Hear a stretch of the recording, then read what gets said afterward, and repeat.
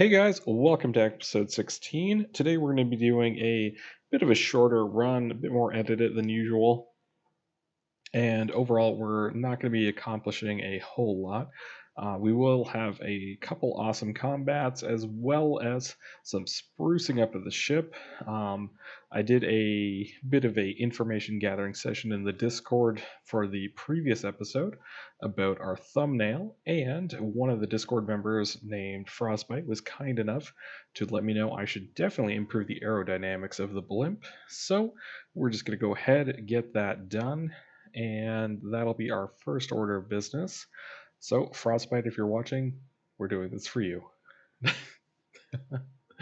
yeah, other than that, I am going to be installing another pair of weapons on the ship just because I feel like we do have good omnidirectional coverage with the current main guns. However, they are a little bit lacking in long range damage.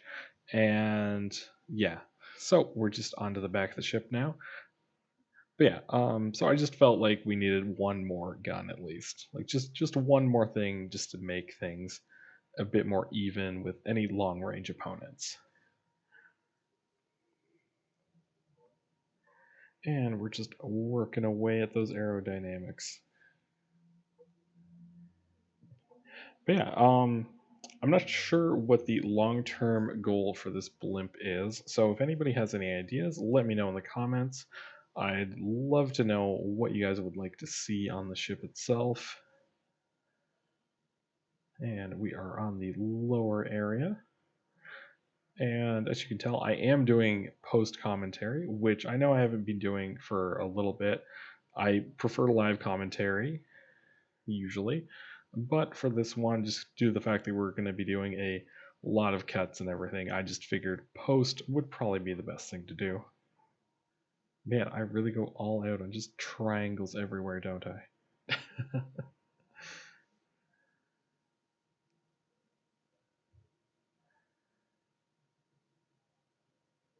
Yeah, you guys may have also noticed that on the channel we're doing a lot of, just trying out different games, trying to figure out what people enjoy watching.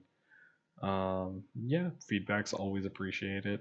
I could tell old school RuneScape no longer on the channel just because there wasn't a lot of interest for it, and it was a interesting experiment, but yeah, no, it just didn't fit.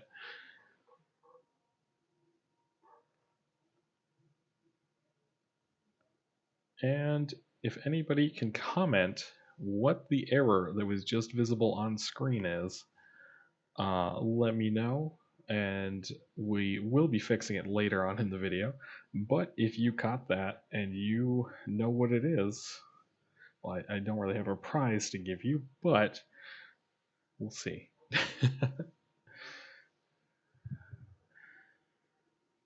And of course, gotta pull that off. There we go.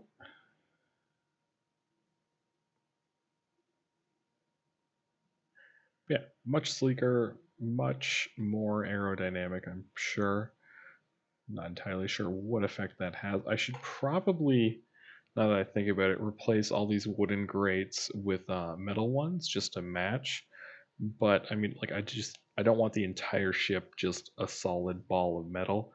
A, because of weight concerns, and B, I don't know, I just feel like solid metal just doesn't look the nicest, and I'd rather have a bit more variety. Like, it just having at least two materials to the construct, I feel just makes it look a little bit better. Otherwise, it just looks like a big blob. And we accidentally pull a jet off, of course. Luckily, it's only a turning thruster, so we don't immediately sink into the ocean.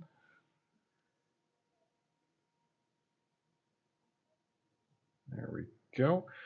And I do believe that is the end of the aerodynamics, so we're just giving you guys a nice look around, and I realized that we're actually kind of not that well attached between the bottom frame and the actual blimp itself. So we're going to go ahead, put a bit of a decorative element on. We don't usually do those, but in this particular case, I thought it would look nice just to have a nice little piece. And for some reason, I grab a 4-beam, which wouldn't make any sense to put up there, but yeah. And just taking a look around, seeing if it looks nice. It feels like it's missing something, so I'm just going to go ahead, fill that in nicely. There we go. And we could even, at some point, upgrade that to be a particle cannon or something. I think that would look kind of cool. Or maybe a laser. Let's have like a big death ray spewing out of that piece. I think would actually be really entertaining. And we go ahead, swap over to a 4-beam because I don't like having our backwards propulsion so exposed, or our forwards propulsion, I mean. Because if that's exposed, if anything gets behind us, start shooting it, we're not going to be able to escape. So we just go ahead, tie that up, and we see the anti-air beginning to activate a little early. I was actually surprised at exactly how far away that enemy was when we started shooting at it. So I'm like, well, what is over there? So we go ahead, we zoom out, we take a look, and it's I'm not even gonna try and pronounce that, guys. I kind of see what is it, a Ropage? A Rockage? I don't know. Either way, we're gonna go chase it down. It is now our opponent. Anti-air is still just firing wildly into its general direction. I don't think we hit a single round with that. Like, not even close.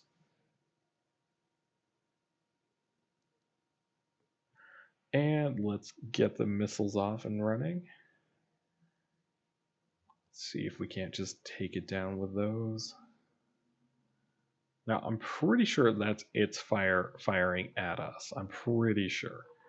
Because I don't think, since I wasn't seeing any damage numbers, I didn't think that was our little bottom cannons, but it was not. It was indeed the enemy fire. And we go ahead, get the resources. It wasn't very much. And we're heading off to the resource zone. And if you said there's a hole under the cannon earlier when I was saying there was an error, the issue is there's a hole under the cannon. It is actually 5 meters deep. Yeah, there was a 5-meter hole in the cannon. So I'm just going to go ahead, plug that up nicely. Because that would have been worrying. It's like a little Death Star opening. You land one good hit and the entire cannon just falls off. That's a terrible idea to leave open. And shortly after that, we actually get another spawn, which ends up going nuclear. Now, we did see one of these earlier, but I was still very surprised to see another one. And he actually survived the nuke he set off. We shot him, the nuke went off, and he kept coming at us. And just to follow up on that, since I feel like we are getting a little bit overwhelmed with enemies occasionally, and I want a bit more firepower, I decide it is time to install another gun. So we just go ahead, dig that into the hull a bit, armor it up, put an AA mantle onto it. I consider for a little bit doing like, an elevation mantle or something else, but I just think having a AA mantle, that way each one, because we've got one on either side, can cover, just a massive area.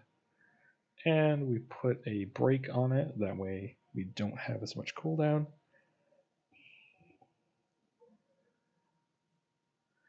And we just take a peek. I'm just kind of making sure this is what I want to do, because that is a pretty wide firing arc. Like, there's not much overlap between the two of them. But yeah, so we've dug it down into this area. Essentially, there's an old engine exhaust port, which apparently I just never got rid of on this side. So we just go ahead, take out that, use it instead for this gun.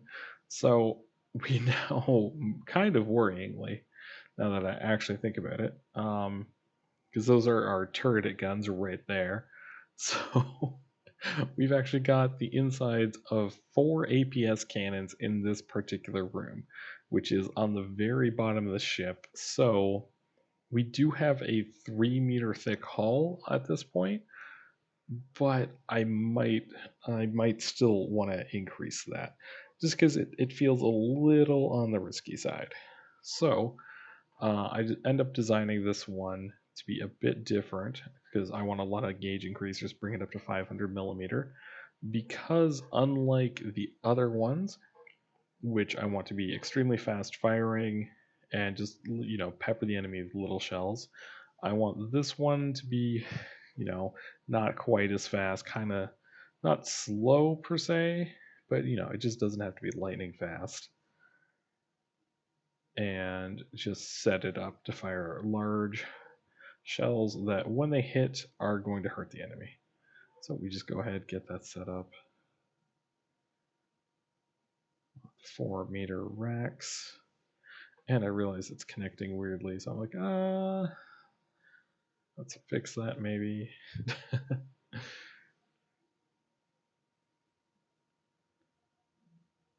There we go. One on each. Can't really do anything else with that. So that'll just be how it's set up for now. And we get our ammo inputs.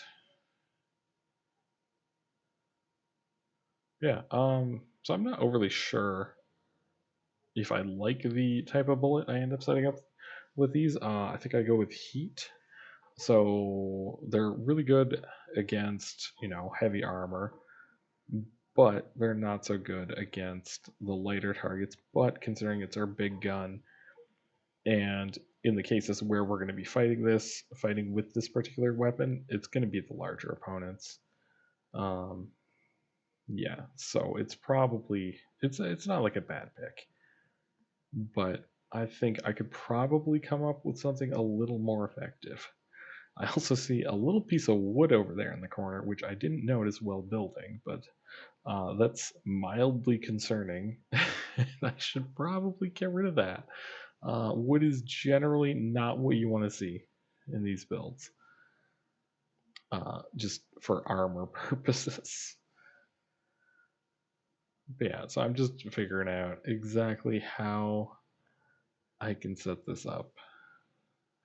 Can't put a clip there because it interferes with the other one. So I just end up going ahead and skipping out on it and putting one here instead. So we're going to have one of our auto loaders that's going to be a bit slower, but that's fine. It just means we're going to fire a little bit bursty, which is, that's not bad. It means occasionally the enemy just gets 2 shells to the head. And so I decided to go ahead and start making the bullet itself. I'm like, wait, where did I put those other customizers? Because I thought I had them on this side over here, but I look, I'm like, did I delete them? Did I override them?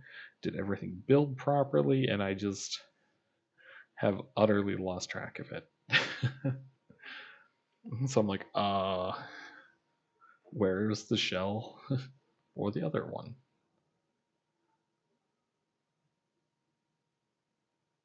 And we go ahead. I'm not entirely sure how many we need, so I just make a basic shell just to see how long it ends up being. Yep, just throw a head on there. There we go. And so we wanted to make sure, so it's a 6-meter shell, which means it is far too long, so we're just going to pop that off. And take a look, kind of deciding how I want to design this shell. Side.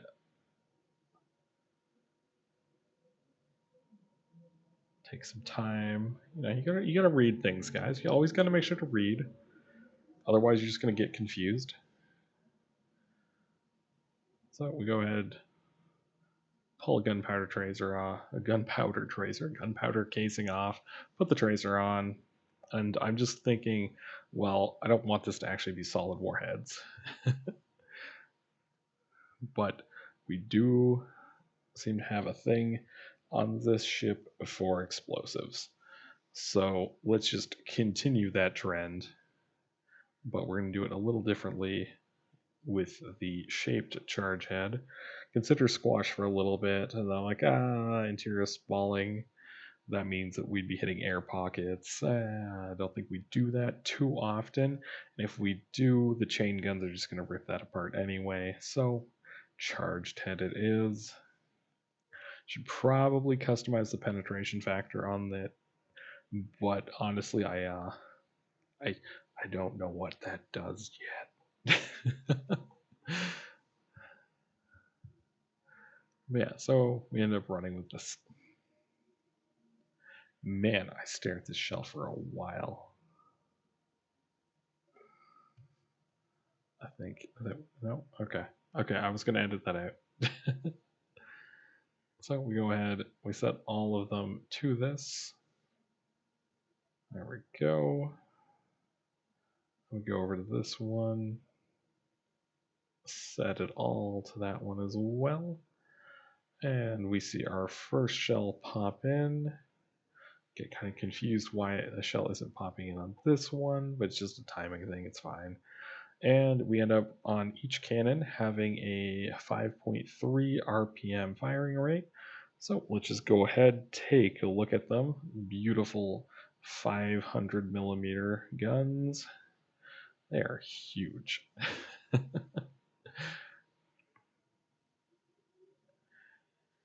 I should probably deal with the recoil now that I see that. I did not end up dealing with the recoil, so that could limit our firing rate in the future and make it less accurate. And I do notice I am missing one of these. So we're just going to go ahead, assign that. It says it's not linked. We're just going to, yep, come on. There we go. Assign that. Assign this one.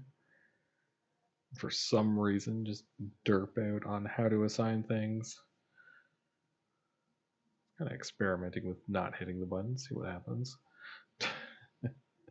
So we can only load 3 shells at a time, basically, which is kind of slow.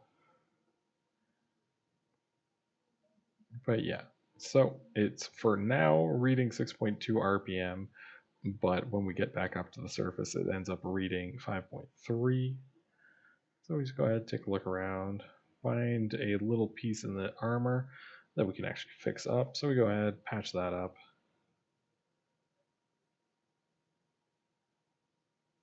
And we just want to double check things, make sure how it's set up properly. And we are missing the AI weapon controller. So we pull some blocks out, get that installed. You can see an enemy spawned in at this point. So we're just gonna make sure this is aligned properly. Probably should have turned on mirror mode. That way I didn't have to do this twice, but you know,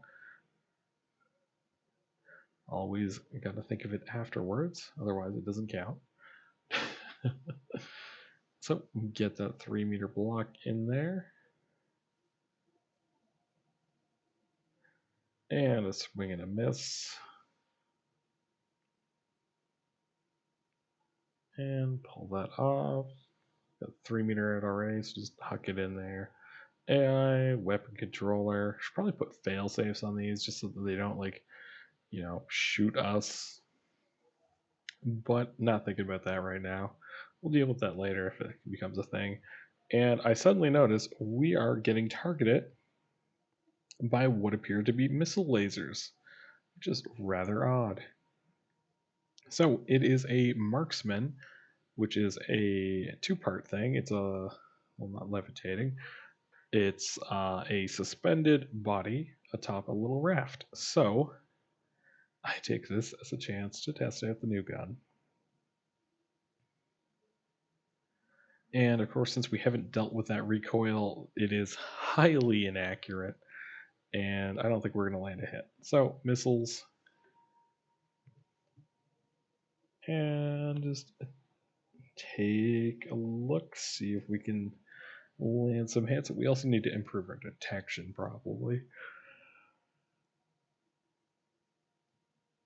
I do imagine that improving our detection would help significantly.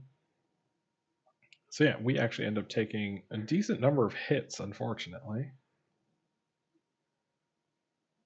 Because this thing is peppering us with missiles, and our anti-missile system is just not doing its job. And let's take a look at exactly what we're fighting. It's kind of this cool little robot. The arms move, uses a laser to actually aim the missiles at us. So it maintains a constant look at us. And it also has on each hand a little Gatling gun that's just using to shoot at us, which I find highly entertaining. It's like a little teeny Gundam floating around. But yeah, and our little chain guns have also decided to open fire. We take some minor EMP damage, but overall, we're sustaining ourselves. It's fine. There go the missiles from us. Everything is in range for us. Chain guns are firing. AA is firing occasionally. We're getting the new gun taking shots, and then we take some huge hits here and there. I don't know if you guys saw that, but that was a pile of blocks just falling off our backside, which I do believe are from its little hand cannons. I think they're just picking wood blocks off, but every piece of wood on the blimp has some kind of metal either behind or in front of it, just reinforcing it. So we just begin railing into it with the chain gun, just round after round after round into its face. The anti-missile missiles are doing their job kind of, and one of our EMP missiles strikes it right in the back, taking out a lot of its aiming devices. So its arms are offline, its back gun thing is offline. It's still aiming at us, but it is completely and utterly helpless and at our it's at our mercy at this point. And those chain guns have no mercy at this kind of range. Like he is so dead. So we just sit here, hit after hit. There we go. We take it out. The little floaty thing is just doing its job, trying to escape, trying to rebuild another one of the torsos, and we are not letting that happen. And it's down. Let's go get our 2,000 materials. Was that less materials than we need to repair? Maybe. And you may have noticed throughout the video, we had a little red dot on our radar occasionally. It was this rat, which the AA has decided is not acceptable and just opens fire on him. So I'm pretty sure he's not going to survive. I don't think we see the end of that fight on this film, but yeah, I think you guys can predict between a 160,000 cost blimp and a 2,000 rat. I think you know what ends it. All right, thanks so much for watching, guys. Have a wonderful night and enjoy.